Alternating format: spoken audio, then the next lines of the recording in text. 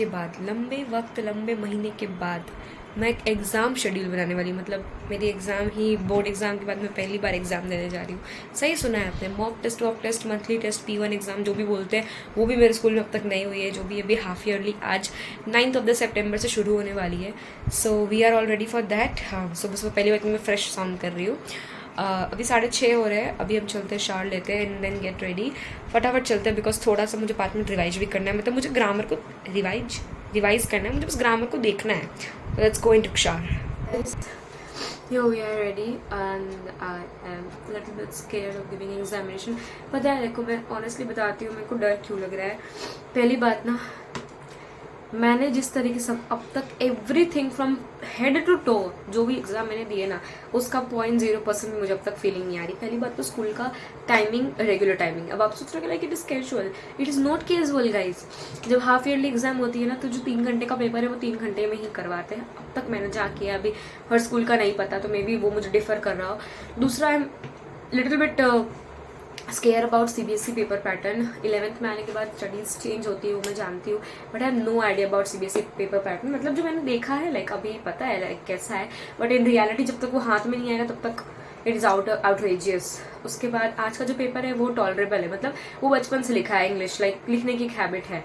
कल परसों तरसों के पेपर में क्या क्या होगा देखते हैं, बिकॉज वो पेपर मैं पहली बार देने वाली हूँ सारे, और प्रिपरेशंस लेट्स सी क्या है, करते हैं क्या करते हैं। बट आज हमारा इंग्लिश का पेपर है, लेट्स सी कैसा जाता है। होपफुली मैथ्स के बाद ये सेकंड सब्जेक्ट जिसमें मेरे मार्क्स कम आते हैं, बट आई फील लाइक मेरी इंग्लिश अच्छी, मतलब चैप्टर्स मेरे को सारे क्लियर इन एवरीथिंग, बट कहीं ना कहीं ग्रामर की वजह से मार्क्स रिड्यूस हो जाते हैं। So let's go, tiles hairs and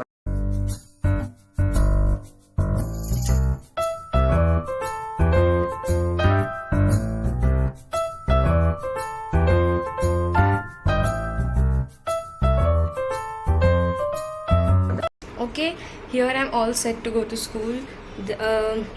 all the best to myself. Mummy से आशीर्वाद, भगवान जी से आशीर्वाद सबसे ले लिया, क्योंकि आज ऑलमोस्ट 6.5 और अप्रॉक्स 7 महीने बाद मैं कुछ पेपर लिखने जा रही हूँ।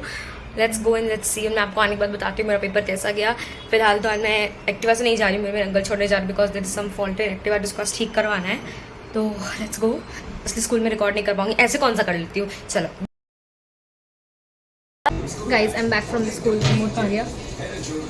हाँ, और अब मैं आपको बताती हूँ मेरा पेपर कैसा गया and what was the experience of writing a paper of CBSE pattern, जो मैंने होशो हवास में पहली बार लिखा है। इसके पहले भी बहुत बिगिनिंग में अपने स्कूल मैंने CBSE में किया, उसके बाद तो lot of drastic change. Paper में लेके नहीं बैठी बिकॉज मुझे नहीं पता कि बाद में कोई ऑब्जेक्शन उठ जाए मेरे स्कूल वालों की तरफ से या स्कूल फ्रेंड्स एंड ऑल की मैंने पेपर शो किया है। बट बहुत अलग था पेपर, एंड मेरे 12 साल तो नहीं 10 साल से मैं जितने दिन मैंने अब तक पेपर लिखे हैं, उसमें आज ऐसी चीज़ पहली बार हुई है जहाँ मेरा पेपर छूट गया है गाइस। आपने सही सुना, मेरा पेपर छूट गया है। 10 तक क्या होता था, आपको मैक्स टू मैक्स, मतलब क्वेश्चन आंसर्स की बात कर रही हूँ, एक क्वेश्चन 4 मार्क्स का होता था, that is in details most probably, मतलब मैक्स टू मैक्स 4 मार्क्स एक क्वेश्चन। बट 11th में मुझे पता था कि मैक्स टू मैक्स 6 मार्क्स का एक क्वेश्चन आंसर आता है। अब वही हमारा लास्ट लिटरेचर का जो पार्ट था वो लास्ट में आया था, एंड क्योंकि मैंने पैराग्राफ को समझने में, पैसेज राइटिंग जो होती है वो 3 टाइप की थी, उसको समझने में बिगिनिंग में मैंने बहुत सारा टाइम वेस्ट कर दिया, जिसकी वजह से मेरे को लास्ट तक घिसना पड़ा और मेरा एक पूरा का पूरा 6 मार्क का क्वेश्चन छूट चुका है। सही सुन रहे हैं आप। और जो पेपर मैंने किया है उसमें भी कहीं ना कहीं बहुत गलतियाँ होंगी, बिकॉज लोग, एक तो पैटर्न पूरा डिफरेंट था, इस पैटर्न पे पहली बार लिख रही थी।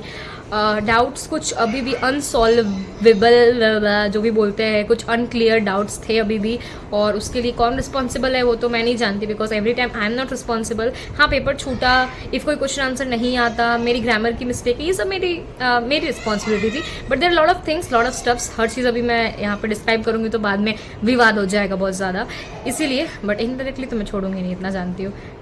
It's fine. Next paper psychology का है, उसकी तैयारी करते हैं, उसके लिए अलग ब्लॉग आएगा। इस ब्लॉग में इतना ही। That was only for that, giving my first paper as an 11th CBSE grader. ये टाइटल मैं चलाती नहीं हूँ बिकॉज यूट्यूब पे बहुत लोग इसके लिए फेमस है, कुछ बदनाम भी है, इसलिए मैंने इसको शुरू नहीं किया अब तक। It's just a basic blogs जिसके अंदर मैंने अपने पढ़ाई वढ़ाई ऐड की है।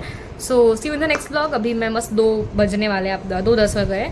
खावा लिया है मैंने, और गम में खाया नहीं जा रहा था कि 6 मार्क्स का। एक्चुअली पता है तब छूटता है, अगर आपको क्वेश्चन नहीं आता है देन छूटता है तो इट्स फाइन, बट जब आपको सब आता है देन छूटता है ना, इट हर्ट्स। सो कोई बात नहीं, जो बीत गई सो बात गई, मैंने सीखा है। मिलते हैं नेक्स्ट वीडियो में। Thank you so much for watching, do subscribe and also comment below what's next. Bye bye.